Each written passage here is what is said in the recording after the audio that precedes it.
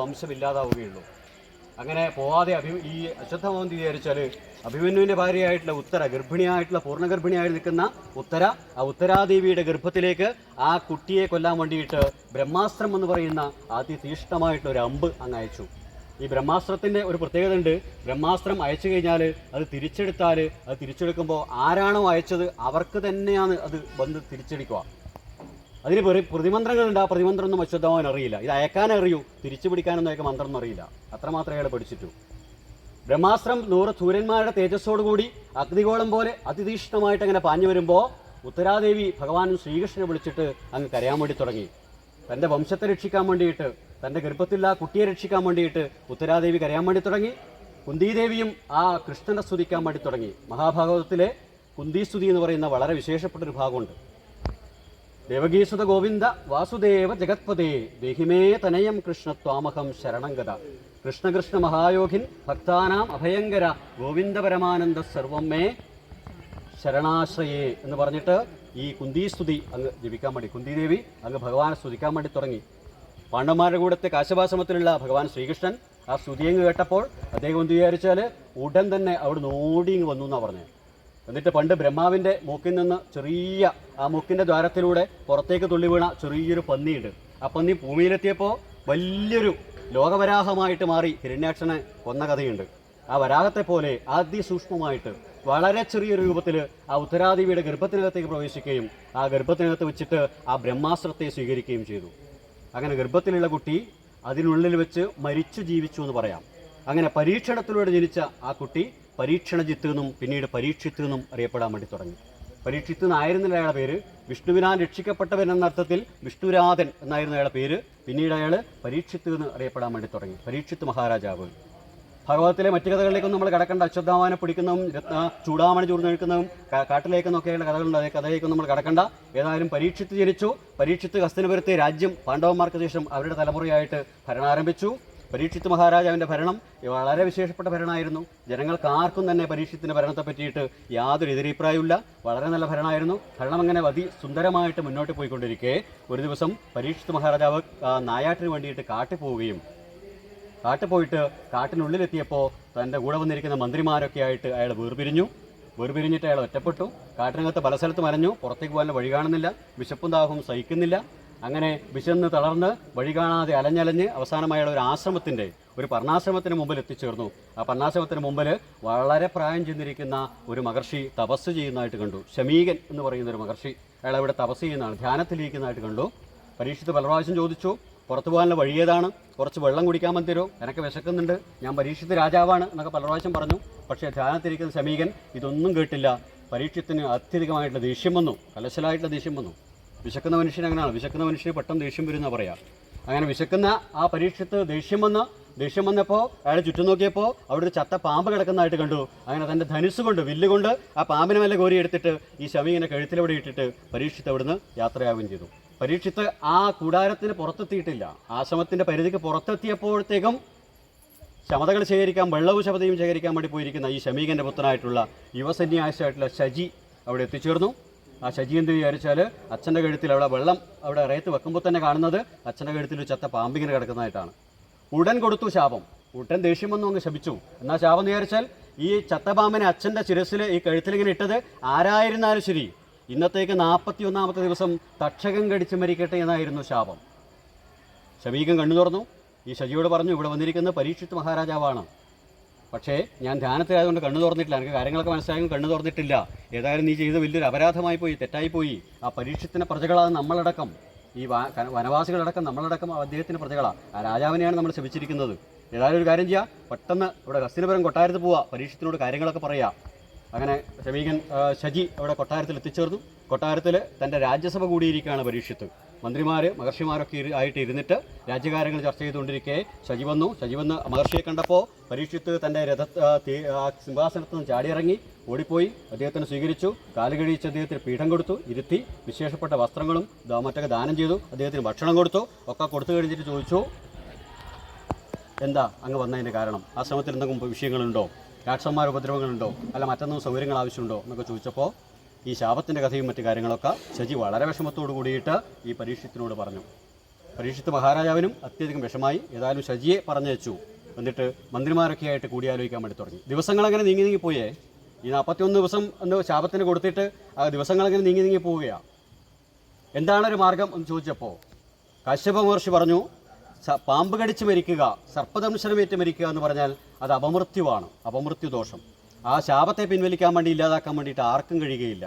അതുകൊണ്ട് ഈ അപമൃത്യു ദോഷത്തു നിന്ന് രക്ഷപ്പെടാൻ വേണ്ടിയിട്ട്, നരകത്തെ പോകാതിരിക്കാൻ വേണ്ടിയിട്ട് എന്താണ് മാർഗം എന്ന് നമുക്ക് അന്വേഷിക്കാം. അന്വേഷിച്ചിട്ട് കാശ്യപൻ തന്നെ ഒരു മാർഗം നിർദ്ദേശിച്ചു കൊടുത്തു. ഭഗവാൻ മഹാവിഷ്ണുവിൻ്റെ അതിവിശേഷമായിട്ടുള്ള ശ്രീമദ് ഭാഗവതം എന്ന് പറയുന്ന വ്യാസൻ എഴുതിയിരിക്കുന്ന മനോഹരമായ കഥകളുണ്ട്, ഒരു കൃതിയുണ്ട്. ആ കൃതി അങ്ങ് കേൾക്കുക. അങ്ങനെ യമുനാ നദിയുടെ നടുക്ക് ഒറ്റക്കല്ലുകൊണ്ട് മനോഹരമായിട്ടുള്ള കൊട്ടാരം കെട്ടി ആ കൊട്ടാരത്തിനകത്ത് വെച്ചിട്ട് 7 പകലുകളിലായിട്ട്, 7 അഹങ്ങളിലായിട്ട് ഈ പരീക്ഷിത്ത് മഹാരാജാവ് വ്യാസന്റെ പുത്രനായിട്ടുള്ള ശുഗബ്രഹ്മർഷിയിൽ നിന്ന് ഈ ഭാഗവത കഥ കേൾക്കാൻ വേണ്ടി തുടങ്ങി എന്നാണ് പറഞ്ഞത്. ആ ശുഗബ്രഹ്മർഷി പരീക്ഷത്തിന് പറഞ്ഞു കൊടുത്ത കഥയുടെ ഓർമ്മക്കായിട്ടാണ്, അല്ലെങ്കിൽ അതിൻ്റെ ഒരു സ്മരണക്കായിട്ടാണ് നമ്മളിപ്പോഴും 7 പകലുകളിലായിട്ട് സപ്താഹം നടത്തുന്നത്. ഭാഗവത കഥ 7 പകലുകളായിട്ട് സപ്താഹങ്ങളായി നടത്തുന്നത് ഈ പരീക്ഷത്തിൻ്റെ ആ കേട്ടതിൻ്റെ ഓർമ്മക്കായിട്ടാണ്, അല്ലെങ്കിൽ അതിൻ്റെ ഒരു സ്മരണ നിർത്താൻ വേണ്ടിയിട്ടാണ് നമ്മൾ ചെയ്യുന്നത്. ഏതായാലും ആ യമുനാനദിയുടെ നടുക്കുള്ള കൊട്ടാരത്തിൽ വെച്ചിട്ട് ഭയങ്കരമായിട്ട് സെക്യൂരിറ്റി ഒക്കെ ഏർപ്പെടുത്തി, ആരെയും അകത്ത് കടത്തിവിടുകയില്ല. ഭക്ഷണമൊക്കെ കൃത്യസമയം വെച്ചിട്ടേ കൊണ്ടുപോകുന്ന ഭക്ഷണം തന്നെ ഭടന്മാരൊക്കെ പരിശോധിച്ച് നോക്കിയിട്ട് അതിൽ യാതൊരു വിഷവുമില്ലാന്ന് ഉറപ്പിച്ചിട്ടേ കൊണ്ടുപോകും. അങ്ങനെയൊക്കെ അകത്തേക്ക് കടത്തിവിട്ടു. അങ്ങനെ സപ്താഹം അങ്ങനെ നടക്കാൻ വേണ്ടി തുടങ്ങി. ഭാഗവത കഥകൾ കേട്ട് ശ്രീകൃഷ്ണ കഥകൾ കേട്ട് ആ പരീക്ഷിത്ത് ശുദ്ധനായി തീർന്നു. മരണം വന്നാലും എനിക്കൊരു പ്രശ്നമില്ലാത്ത നിലയിലേക്ക് പരീക്ഷിത്ത് എത്തിച്ചേർന്നു. ആ പരീക്ഷിത്ത് അങ്ങനെ 7ാമത്തെ ദിവസം സപ്താഹം അവസാനിക്കുകയാണ്. ഈ 7ാമത്തെ ദിവസം തന്നെയാണ് ആ ശാപത്തിൻ്റെ 41ാമത്തെ ദിവസവും. 41ാമത്തെ ദിവസം തീരാൻ വേണ്ടി പോവുകയാണ്. തക്ഷകൻ ഇതുവരെ എത്തുകയോ കടിക്കുകയോ ചെയ്തിട്ടില്ല. ആ 7ാമത്തെ ദിവസം സപ്താഹം തീർന്നു. സന്ധ്യയ്ക്ക് മുമ്പായിട്ട് സപ്താഹം തീർന്നു.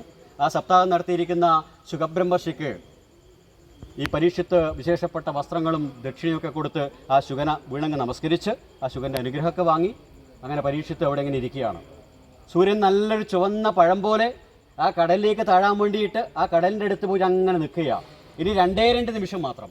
ആ 2 നിമിഷം കൂടി കഴിഞ്ഞാൽ ഈ സൂര്യൻ ആ കടലിലേക്ക് അങ്ങ് താണു കഴിഞ്ഞാൽ 41ാം ദിവസം തീർന്നു, ശാപം ഫലിക്കാതാവും. പക്ഷേ 2 നാഴിക അത് വളരെ പ്രധാനപ്പെട്ട 2 നിമിഷം അത് ബാക്കിയുണ്ട്. 2 നാഴിക. അങ്ങനെ പരീക്ഷിത്ത് ആ വളരെ ശുദ്ധനായിട്ടിരിക്കെ പുറത്തുനിന്നൊരു ബഹളം കേട്ടു. എന്താ ബഹളം എന്ന് അന്വേഷിച്ചപ്പോൾ പറഞ്ഞ ഒരു പഴക്കച്ചവടക്കാരൻ ഒരു കൂട്ട നിറച്ചും വലിയ വിശേഷപ്പെട്ട പഴങ്ങളൊക്കെ ആയിട്ട് പുറത്ത് വന്ന് നിൽക്കുന്നുണ്ട്. അങ്ങയെ കാണണമെന്ന് പറയുന്നുണ്ട്. പക്ഷെ നമ്മൾ ആരെയും അകത്തേക്ക് കടത്തി വിടുന്നില്ല എന്നൊക്കെ പറഞ്ഞു. അപ്പോൾ പരീക്ഷിത്ത് പറഞ്ഞു, അതൊന്നും വിഷയമല്ല, സപ്താഹമൊക്കെ കഴിഞ്ഞില്ലേ, ഞാൻ ശുദ്ധനാണ്, മരണത്തെ എനിക്ക് ഭയമില്ല. മാത്രമല്ല ഇനിയിപ്പോൾ എന്ന് പറഞ്ഞാൽ ഒരു 1.5 നാഴിക മാത്രമേ ബാക്കിയുള്ളൂ. ഈ 1.5 നാഴിക കൊണ്ട് തക്ഷകൻ ഇതുവരെ വന്നിട്ടില്ല. ഇതുവരെ വരാത്ത തക്ഷകൻ എവിടുന്നാണ് ഇനി വരേണ്ടത്? വരുമൊന്നുമില്ല. അയാളകത്ത് കടത്തി വിടാൻ വേണ്ടി പറഞ്ഞു. അയാളകത്തേക്ക് വന്നു. ആ പഴക്കൂട പരീക്ഷത്തിന് മുമ്പിൽ വെച്ചു. പരീക്ഷിത്തയൊക്കെ സമ്മാനങ്ങളൊക്കെ കൊടുത്തു. അയാളെ പറഞ്ഞയച്ചു. അതിന് മുകളിലുള്ള നല്ല ചുവന്ന് തൊടുത്ത നല്ലൊരു പഴം എടുത്തിട്ട് പരീക്ഷിത്ത് തൻ്റെ കയ്യിൽ വെച്ചങ്ങ് നോക്കിയപ്പോൾ അതിൻ്റെ മുകളിൽ ചെറിയൊരു പുഴു കിടക്കുന്നതായിട്ട് കണ്ടു. ആ പുഴുവിനെടുത്ത് പരീക്ഷിത്ത് തൻ്റെ ശരീരത്തിലേക്ക് വെച്ചു. തക്ഷകൻ കടിച്ച് 41ാം ദിവസം മരിക്കണമെന്നാണ് എനിക്കുള്ള ശാപം. പക്ഷേ തക്ഷകൻ ഇതുവരെ എത്തിയിട്ടില്ല. അതുകൊണ്ട് നീ എന്നെ കടിച്ചോളൂ എന്ന് പറഞ്ഞ് ആ പുഴുവിനെടുത്ത് പരീക്ഷിത്ത് മഹാരാജാവ് തൻ്റെ ശരീരത്തിലേക്ക് വെച്ചു. പരീക്ഷിത്ത് മഹാരാജാവിൻ്റെ ശരീരത്തിൽ സ്പർശിച്ച ഉടനെ തന്നെ ആ പുഴു വലിയൊരു പാമ്പായിട്ട് സാക്ഷാൽ തക്ഷകനായിട്ട് പരീക്ഷത്തിന് ആഞ്ഞുകൊത്തി പരീക്ഷിത്ത് അവിടെ മരിച്ചു വീണു. പക്ഷേ ശ്രീമദ് ഭാഗവതം എന്ന് പറയുന്ന അതിവിശേഷമായിട്ടുള്ള കഥകൾ കേട്ടതുകൊണ്ട് ആ പുണ്യാത്മാവ് ഒരു കാരണവശാലും നരകത്തിൽ പോവാതെ വിഷ്ണുപാർഷദന്മാരായി നയിക്കപ്പെട്ടിട്ട് വൈകുണ്ഠ ലോകത്തിൽ വിഷ്ണുപാദത്തിലെത്തിച്ചേർന്നു. മോക്ഷം കിട്ടി. പരീക്ഷിത്ത് മരണപ്പെട്ടു. പരീക്ഷിത്തിന് ശേഷം ഹസ്തിനപുരം രാജ്യം ഭരിക്കുന്നത് പരീക്ഷിത്തിൻ്റെ മകനായിട്ടുള്ള ജനമേജയൻ ആയിരുന്നു. ആ ജനമേജയൻ എന്ന് പറഞ്ഞാൽ ചെറുപ്പം മുതൽ തന്നെ പാമ്പുകളോട് അതികഠിനമായിട്ടുള്ള വിരോധം വെച്ച് പുലർത്തിയ ആളാണ്. എവിടെ പാമ്പിനെ കളാതെ തല്ലിയങ്ങ് കൊല്ലും, ചോദ്യമില്ല ഉത്തരവില്ല. അങ്ങനെ തച്ചു വന്ന് പാമ്പുകളെ കൊന്നു ജനമേജയൻ വലുതായി വന്നു. യൗവനത്തിലെത്തിയിട്ട് ഹസ്തിനപുരത്തെ യുവരാജാവായിട്ട് അയാൾ അഭിഷേകം ചെയ്ത ഉടനെ അയാളെന്താ ചെയ്തു വിചാരിച്ചാൽ വലിയ മാന്ത്രികന്മാരെയൊക്കെ വിളിച്ചു ചേർത്തു. മഹാമാന്ത്രികന്മാരെയൊക്കെ വിളിച്ചു ചേർത്തിട്ട് ഈ ലോകത്തിലെ മുഴുവൻ പാമ്പുകളെയും കൊല്ലാൻ വേണ്ടിയിട്ട്, നാഗങ്ങളെ മുഴുവൻ ഇല്ലാതാക്കാൻ വേണ്ടിയിട്ട് ഒരു യാഗം ആരംഭിച്ചു. സർപ്പസത്രം എന്ന് പറയുന്ന അതിവിശേഷമായിട്ടുള്ള ഒരു യാഗം.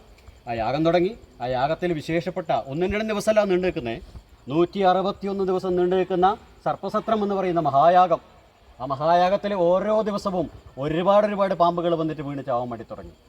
പാമ്പുകൾ വീണ് ചത്ത് അവസാനം വിചാരിച്ചാൽ ആ ഹസ്തിനപുരം രാജ്യം മുഴുവൻ തന്നെ ഈ പാമ്പുകൾ വെന്ത മണം കൊണ്ട് ദുർഗന്ധം പരത്തുന്നത്. മുഴുവൻ പാമ്പുകളും വീണ് ചാവാൻ വേണ്ടി തുടങ്ങി. തക്ഷകൻ വരാൻ വേണ്ടിയിട്ട് മന്ത്രം ആരംഭിച്ചു. തക്ഷകൻ പലരെയും അഭയം പ്രാപിച്ചു രക്ഷപ്പെടാൻ വേണ്ടിയിട്ട്. ദേവേന്ദ്രൻ്റെ അടുത്തും അഗ്നിയുടെ അടുത്തും വരുണൻ്റെ അടുത്തൊക്കെ പോയി. നാഗങ്ങളുടെ മുഴുവൻ അധികാരിയായിട്ട് സാക്ഷാൽ മഹാദേവനെ തന്നെ അഭയം പ്രാപിച്ചു. മഹാദേവൻ പോലും കൈമലർത്തി. കാരണം ആ മന്ത്രത്തിന് അത്രയും ശക്തിയുണ്ട്, നീ പോയേ പറ്റൂ. മഹാവിഷ്ണുവിൻ്റെ അടുത്ത് പോയി. ഭഗവാൻ പോലും പറഞ്ഞു എനക്ക് രക്ഷിക്കാൻ വേണ്ടി പറ്റൂല. ബ്രഹ്മാവൻ അഭയം പ്രാപിച്ചു. എല്ലാവരും കൈപിടിച്ചു. അവസാനം തക്ഷകൻ വരേണ്ടി വന്നു. തക്ഷകൻ വന്നിട്ട് ആ ഹോമാഗ്നിയിൽ നിന്ന് അങ്ങനെ ഉയരുന്ന ആ തിജ്വാലയ്ക്ക് മുകളിൽ ഇപ്പോൾ നിമിഷങ്ങൾ കൊണ്ട് അതിൽ വീണ് ചാവുന്ന നിലക്ക് തക്ഷകൻ്റെ മുകളിൽ അങ്ങ് നിൽക്കുന്ന സമയത്ത്, തീപ്പൊള്ളലേറ്റ് നിൽക്കുന്ന സമയത്ത് ഭഗവാൻ മഹാവിഷ്ണുവും മഹാദേവനും ബ്രഹ്മദേവനും അങ്ങനത്തെ മൂർത്തികൾ, അതുപോലെ നാരദാദി തുമ്പുരുകൾ, ഗന്ധർവകിന്നരന്മാർ, ദിക്പാലന്മാരായിട്ടുള്ള അഗ്നിവരുണൻ യമൻ തുടങ്ങിയിട്ടുള്ള ആൾക്കാർ ഇവരൊക്കെ വന്നു ചേർന്നു. അവരെല്ലാവരും വന്നു ചേർന്ന് കശ്യപ മഹർഷിയുടെയൊക്കെ സാന്നിധ്യത്തിൽ, ശുഖബ്രഹ്മർഷിയുടെയൊക്കെ സാന്നിധ്യത്തിൽ അവിടെ വെച്ചിട്ട്, ശുഖബ്രഹ്മർഷിയുടെ ശിഷ്യനായിട്ടുള്ള വൈശമ്പായനൻ്റെയൊക്കെ സാന്നിധ്യത്തിൽ അവിടെ വെച്ചിട്ട് ഈ ഭഗവാൻ മഹാവിഷ്ണു നാരായണമൂർത്തി ഈ ജനമേജയ രാജാവിനോട് പറഞ്ഞു, സർപ്പങ്ങളെ നാഗങ്ങളെ അറിയാതെ ഉപദ്രവിച്ചാൽ തന്നെ ആ സർപ്പശാപം തലമുറകളോളം 11 തലമുറകളോട് അനുഭവിക്കേണ്ടി വരും ആ ദുരിതം. അങ്ങാകട്ടെ അറിഞ്ഞുകൊണ്ട് തന്നെ നിരവധി പാമ്പുകളെ ഇതിൽ കൊന്നൊടുക്കിയിരിക്കുന്നു. അറിഞ്ഞുകൊണ്ട് ആ സർപ്പശാപമൊന്നും തീർത്താൽ തീരുന്നതല്ല. പക്ഷേ ഇപ്പോൾ ഈ നിമിഷം ഈ യാഗത്തെ അവസാനിപ്പിക്കുകയാണെങ്കിൽ, ഈ യാഗത്തെ നിർത്തുകയാണെങ്കിൽ അങ്ങേക്ക് സർപ്പശാപങ്ങളും, അങ്ങേക്ക് മാത്രമല്ല അങ്ങേക്ക് ശേഷം വരുന്ന 11 തലമുറകളോളം സർപ്പശാപങ്ങളില്ലാതിരിക്കാൻ വേണ്ടിയിട്ടുള്ള മന്ത്രങ്ങൾ, അതിവിശേഷ മന്ത്രങ്ങൾ ഞാൻ അങ്ങേക്ക് ഉപദേശിച്ചു തരാം എന്ന് പറയുകയും ഭഗവാന്റെ ആ വാക്കുകൾ കേട്ടിട്ട് ഈ ജനമേജയൻ ആ സർപ്പസത്രത്തെ അവസാനിപ്പിക്കുകയും ചെയ്തു. സർപ്പസത്രം നിർന്നു. തക്ഷകൻ രക്ഷപ്പെട്ടു. യാഗം അവസാനിപ്പിച്ചു. അവിടെ വെച്ചിട്ട് ഭഗവാൻ നാരായണമൂർത്തി ഈ ജനമേജയ രാജാവിന് ഉപദേശിച്ചു കൊടുക്കുന്ന അതിവിശേഷപ്പെട്ടിട്ടുള്ള 55 വിശേഷപ്പെട്ട മന്ത്രങ്ങളാണ് ഈ സർപ്പബലി പൂജയ്ക്ക് ഉപയോഗിക്കുന്ന വിശേഷ മന്ത്രങ്ങൾ. അത്ര പ്രാധാന്യം ഈ സർപ്പബലി പൂജയ്ക്കുണ്ട് എന്നാണ് പറഞ്ഞത്. സർപ്പബലി പൂജ ചെയ്തിട്ട് ആ പൂജയിൽ അർച്ചിച്ചിരിക്കുന്ന ആ മഞ്ഞപ്പൊടിയും അരിപ്പൊടിയുമൊക്കെ നമ്മൾ ശരീരത്തിൽ തൊട്ട് കഴിഞ്ഞാൽ ശരീരത്തിലുള്ള വിഷാസംബന്ധമായ സർവ്വരോഗങ്ങളും തീരുന്ന പറയാം. അതിലൊരു തുള്ളി ഉള്ളിൽ കഴിച്ചാൽ ഉള്ളിൽ കൈവിഷാദികളൊക്കെ ഉണ്ടെങ്കിൽ അതൊക്കെ തന്നെ തീർന്നിട്ട് നമ്മളെ ശരീരത്തിലെ വിഷാംശങ്ങളൊക്കെ പോകുന്ന പറയാം. സർപ്പബലിക്ക് അത്രയും പ്രാധാന്യമുണ്ട്. സർപ്പബലി പറഞ്ഞാൽ അതിനെ സപരിവാര പൂജ എന്നാ പറയാം. സപരിവാര പൂജ എന്ന് പറഞ്ഞാൽ ഒന്നുമില്ല, സപരിവാര പൂജ, പരിവാരത്തോട് കൂടിയിട്ടുള്ള പൂജ. ഓരോ ദേവന്മാർക്കും അവരുടെ പരിവാരങ്ങളോട് കൂടിയിട്ടുള്ള വിസ്തരിച്ചിട്ടുള്ള വളരെ നീണ്ടു നിൽക്കുന്ന പൂജയുണ്ട്. മഹാവിഷ്ണുവിൻ്റെ സപരിവാര പൂജയുടെ പേരാണ് ചക്രാബ്ജ പൂജ. അതുപോലെ തന്നെ സുബ്രഹ്മണ്യസ്വാമിയുടെ സപരിവാര പൂജയുടെ പേരാണ് കുമാരപൂജ.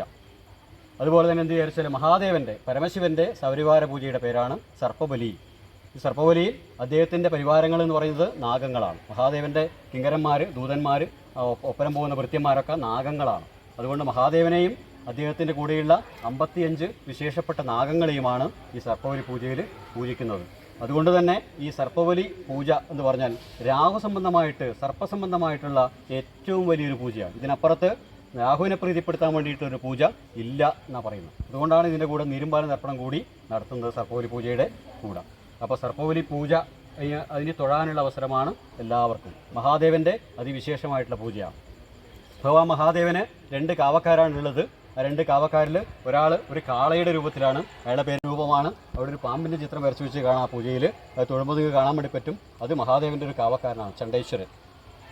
നടുക്ക് നമ്മൾ മഞ്ഞപ്പട്ട് കൊണ്ടൊക്കെ അലങ്കരിച്ചിട്ട് സ്വസ്തികം വെച്ചിട്ട് ഇവിടെ ഇരുത്തിയിരിക്കുന്നത് സാക്ഷാൽ മഹാദേവനായിട്ടുള്ള പരമശിവനാണ്. ആ ഭഗവാനെയും ആ ഭഗവാന്റെ കിങ്കരന്മാരായ, ദൂതന്മാരായ അല്ലെങ്കിൽ ഭൃത്യന്മാരായിട്ടുള്ള നാഗങ്ങളെയുമാണ് പൂജിക്കുന്നത്. അങ്ങനെ പരിവാരത്തോട് കൂടിയിട്ടുള്ള പൂജയായതുകൊണ്ടാണ് ഇതിനെ സപരിവാര പൂജ എന്ന് പറയുന്നത്. സർപ്പബലി മറ്റ് പൂജകളിൽ നിന്ന് വ്യത്യസ്തമാണ്. അതൊരു ഗൂഢപൂജ ആണ് സർപ്പബലി എന്ന് പറയുന്ന പൂജ. ഗൂഢപൂജ എന്ന് പറഞ്ഞാൽ ഗൂഢമായിട്ട് ചെയ്യേണ്ട പൂജ, രഹസ്യമായിട്ട് ചെയ്യേണ്ട പൂജ. എന്തുകൊണ്ടാണ് സർപ്പബലി പൂജയ്ക്ക് ഇങ്ങനെ അടച്ചു കെട്ടിയിട്ട് വാതിലൊക്കെ അടച്ചിട്ട് അതിനുള്ളിൽ വെച്ച് ചെയ്യുന്നത്? ആ പൂജ കഴിഞ്ഞിട്ട് എന്തുകൊണ്ടാണ് ജനങ്ങളെ തൊഴാൻ വിടുന്നത്? പൂജ നടക്കുമ്പോൾ എന്തുകൊണ്ട് ആൾക്കാർ തൊഴുതുവിടാൻ പറയുന്നത് എന്ന് ചോദിച്ചാൽ, ആ പൂജയിലെ മന്ത്രങ്ങൾ മുഴുവൻ തന്നെ സ്വരിത മന്ത്രങ്ങളാണ്, 55 മന്ത്രങ്ങളും. അപ്പോൾ എന്ത് വിചാരിച്ചാൽ ആൾക്കാർക്ക് ഒരു പ്രത്യേകതയുണ്ട്. ആൾക്കാരെന്ന് പറഞ്ഞാൽ പൂജയുടെ മുമ്പിൽ എത്തിക്കഴിഞ്ഞാൽ, സപ്താഹത്തിനടുത്ത് എത്തിക്കഴിഞ്ഞാൽ, ഒരു അമ്പലത്തിൽ വിശേഷം നടക്കുമ്പോൾ എത്തിക്കഴിഞ്ഞാൽ ആ സമയത്തായിരിക്കും അവർക്ക് വർത്തമാനം പറയാനുള്ള ഏറ്റവും വലിയ തിരക്ക്. അതവരുടെ പ്രത്യേകത. സപ്താഹത്തിന് പോയി കഴിഞ്ഞാൽ സപ്താഹം നടന്നുകൊണ്ടിരിക്കുമ്പോഴായിരിക്കും വർത്തമാനം. നമ്മൾ വർത്തമാനം പറയേണ്ട, നമ്മൾ അടുത്തിരിക്കുന്ന ഒരാളുണ്ടാവും, അവർ നമ്മളെ തോണ്ടി വിളിച്ചിട്ട് നമ്മളോട് എന്തോ പറയും, കുശു ആക്കും. അപ്പോൾ നമ്മളും അങ്ങോട്ട് പറയും. അപ്പോൾ വർത്തമാനമാകുമ്പോൾ ഈ സപ്താഹത്തിൽ ശ്രദ്ധിക്കാൻ വേണ്ടി പറ്റില്ല.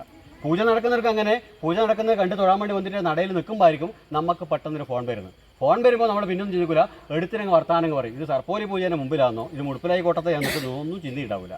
വർത്തമാനം അടിച്ചങ്ങനെ പറയും. അങ്ങനെ പറയുമ്പോൾ, അങ്ങനെ ശബ്ദം കേൾക്കുമ്പോൾ ഈ പൂജ ചെയ്യുമ്പോൾ സ്വരിതമന്ത്രങ്ങൾ ഈ ചെയ്യുന്ന ആചാര്യൻ്റെ ശ്രദ്ധയൊന്ന് തെറ്റിപ്പോയി കഴിഞ്ഞാൽ ഈ മന്ത്രങ്ങളൊക്കെ വീണ്ടും തുടങ്ങണമെന്നാണ് ആചാര്യന്മാർ പറയുന്നത്.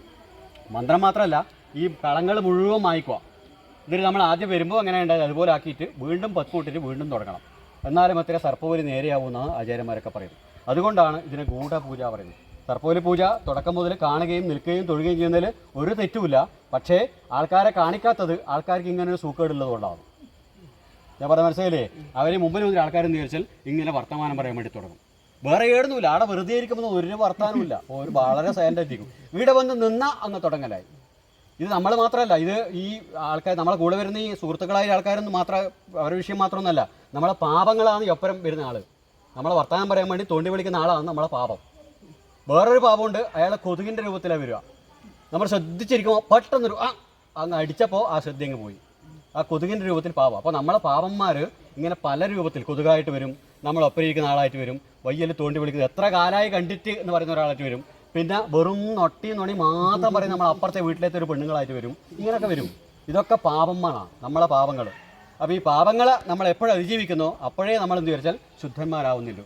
പാപം ശുദ്ധാവാൻ വേണ്ടിയിട്ടാണ് ദേവക്രിയകളൊക്കെ നടക്കുന്നത്. അപ്പോൾ ദേവസംബന്ധമായ ക്രിയകൾ, പ്രത്യേകിച്ച് നാഗസംബന്ധമായ പൂജകൾ നടക്കുന്ന സമയത്തെന്ന് വിചാരിച്ചാൽ വളരെ നിശബ്ദമായിട്ട് മനസ്സിൽ നമ്മൾ ജപിച്ചുകൊണ്ട്, നമശിവായ ജപിച്ചുകൊണ്ട് നമ്മൾ നിൽക്കേണ്ടതുണ്ട്. അതുകൊണ്ടാണ് സർപ്പബലിയുടെ അവസാനം മാത്രം ആൾക്കാരെ വരുത്തുന്നതും ഇതും. ഇങ്ങനെ തുടക്കത്തിൽ ഇവിടെ ആൾക്കാർ നിന്നിരുന്നു, ഇവിടെ നിന്നോടെ ചോദിച്ചു, നിൽക്കണ്ടെന്ന് ഞാൻ പറഞ്ഞു, നിന്നോന്നേ പറഞ്ഞില്ലു. കാരണം എന്തുകൊണ്ട് വിചാരിച്ചാൽ ആൾക്കാർ തുടക്കം മുതലേ കാണേണ്ടതാണ് ഈ പൂജ. പക്ഷേ നിർത്തിക്കഴിഞ്ഞാൽ ഇങ്ങനെ ചില വിഷയങ്ങളിലുകൊണ്ടാണ് അവസാനം വരുന്നത്.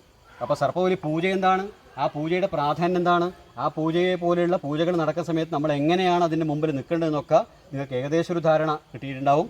ഇനി അങ്ങോട്ട് 3 ക്രിയകൾ. ഒന്നാമത്തേത് നീരും പാലും തർപ്പണം. ഞാൻ നേരത്തെ പറഞ്ഞു, നിങ്ങൾക്കൊക്കെ അരിയൊഴിയാനുള്ള സന്ദർഭമൊന്നും ഇതിലില്ല. പ്രാർത്ഥിച്ചോളാം. സർവ്വ നാഗശാപങ്ങളും തീരാൻ വേണ്ടിയിട്ട് പ്രാർത്ഥിക്കുക. അനന്തൻ, വാസുകി, തക്ഷകൻ, കാർക്കോടകൻ, പത്മൻ, മഹാപത്മൻ, ശംഖപാലൻ, ഗുളികൻ, ഇങ്ങനെ 8 പാമ്പുകൾ, അഷ്ടനാഗങ്ങൾ നല്ലവണ്ണം പ്രാർത്ഥിക്കുക. ഇവിടെ നീരുമ്പാലം തർപ്പണം നടത്തുമ്പോൾ ഇവിടെ നിന്ന് പ്രാർത്ഥിക്കാം.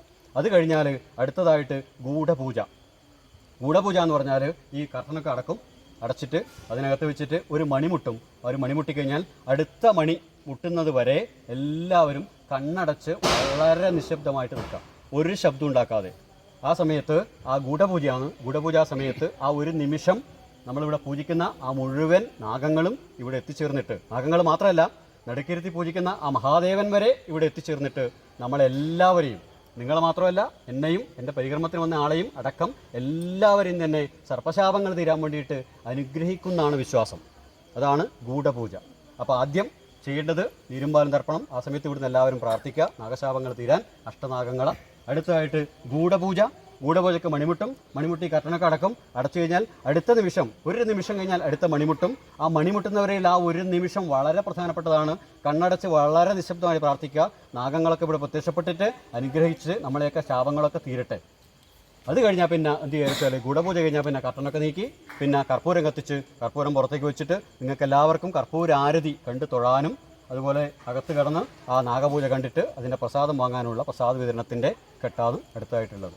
അപ്പോൾ ഒന്നുകൂടി ഞാൻ ഓർമ്മിപ്പിക്കുന്നു, സർപ്പബലി പൂജയുടെ പ്രാധാന്യം അറിഞ്ഞ് മനസ്സിലാക്കിയിട്ട് തൊഴുമ്പോൾ ആദ്യം നടുക്കിയിരിക്കുന്ന ആ സർപ്പബലി പത്മത്തിൽ ആദ്യം ഇരിക്കുന്ന മഞ്ഞപ്പെട്ടുകൊണ്ട് അലങ്കരിച്ചിരിക്കുന്ന മഹാദേവനുണ്ട്. ആ മഹാദേവൻ ആദ്യം തൊഴുക. അതുപോലെ തൊട്ടപ്പുറത്ത് ഒരു പാമ്പിൻ്റെ ചിത്രം വരച്ച് വെച്ചിട്ടുണ്ട്, ചണ്ഡേശ്വരൻ. ആ ചണ്ഡേശ്വരൻ എന്ന് പറഞ്ഞ മഹാദേവൻ്റെ കാവക്കാരനെ തൊഴുക. പിന്നെ ഈ കളത്തിലെ മുഴുവൻ നാഗങ്ങളെയും മനസ്സുകൊണ്ട് സ്മരിച്ചിട്ട് തൊഴുക. തൊഴുതിട്ട് ഇങ്ങോട്ട് വരിക, വന്നിട്ട് ഇവിടുന്ന് പ്രസാദം വാങ്ങുക. പ്രസാദം വാങ്ങിയിട്ട് വരിയായിട്ട് എല്ലാവരും നീങ്ങുക. അപ്പോൾ ആദ്യം നീരുമ്പാലം തർപ്പണം, രണ്ടാമത്തേത് ഗൂഢപൂജ, മൂന്നാമത്തേത് കർപ്പൂരാരതി, അതിനുശേഷം പ്രസാദ വിതരണം.